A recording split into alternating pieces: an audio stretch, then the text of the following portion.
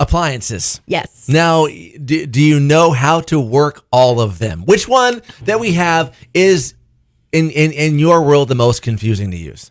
For me, it's the air fryer. Okay. It has so many options.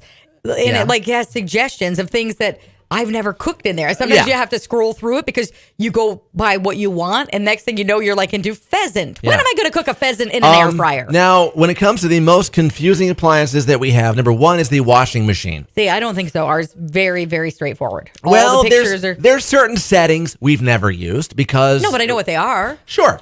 I don't need permanent washing press. machines. Listen, permanent press, I don't buy fancy clothes like that. But you've got buttons, you've got colors and white and hot and cold. Yeah, it can be confusing to some people. Okay. What else on that list? Dishwasher is one. Oven is one that's confusing as well. You know, I think the oven can be, there's certain ovens that have multiple settings, and then there's like, for some people, like when do you bake versus when do you broil? So some of that, it's not necessarily the appliance, it's what are those different settings for? For some people, the freezer is confusing. But they might not know what setting to put it at. Right. Do you put it at the coldest, lowest, or do you put it somewhere in the middle? Then the dryer, that came in there as well. And the dryer and the washer have a lot of similar settings. Yeah. Then the refrigerator.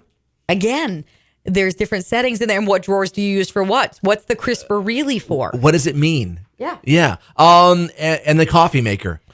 Again... Have you seen some of the coffee makers out there now? Well, there's some, especially with the timers, you don't know how to use it. And there's some that have so many different, like they're the hybrids now where you can use like the little disposable cup or you can do a full pot. There's a lot of variables there. Overall, 20% of us said that we don't have a clue about what most settings do. We just find a couple that work right and just use those.